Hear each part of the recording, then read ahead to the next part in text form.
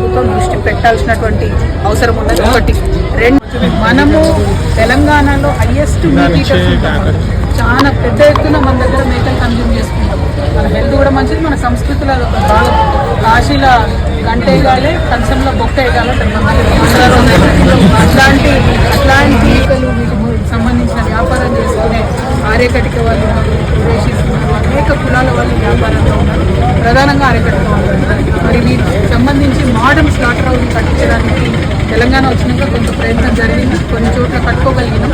కానీ ఇంత పెద్ద ఏషియాస్ బిగ్గెస్ట్ మండీలో మాత్రం మనం ఎందుకో కట్టుకోలేకపోయాం. సో దీనికి 47 crores శాంక్షన్ అయిందని దానితో చెప్తాను. కానీ అది ఇంకా అవసరమైతే ఇంకా హైకోర్టు ఎక్వేషన్ కూడా మంచి మోడల్ స్లాటర్ హౌస్ చేయాల్సినటువంటి అవసరం ఉంది. ఎందుకంటే వానాకాలం వచ్చే లోపల పనులు ప్రారంభించుకుంటుంది, సౌకర్యం ఉంటుంది. వానాకాలం వస్తే వీడియోస్ చూస్తేనే అసలు భయంకరమైనటువంటి పరిస్థితి ఇక్కడ.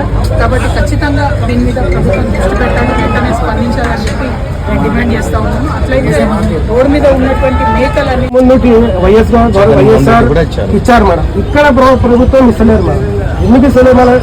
దాదాపు మా తెలంగాణలో 10 లక్షల జనాభా ఉంది madam. Telangana total all over 33 district లో మాది 10 లక్షల జనాభా ఉంది.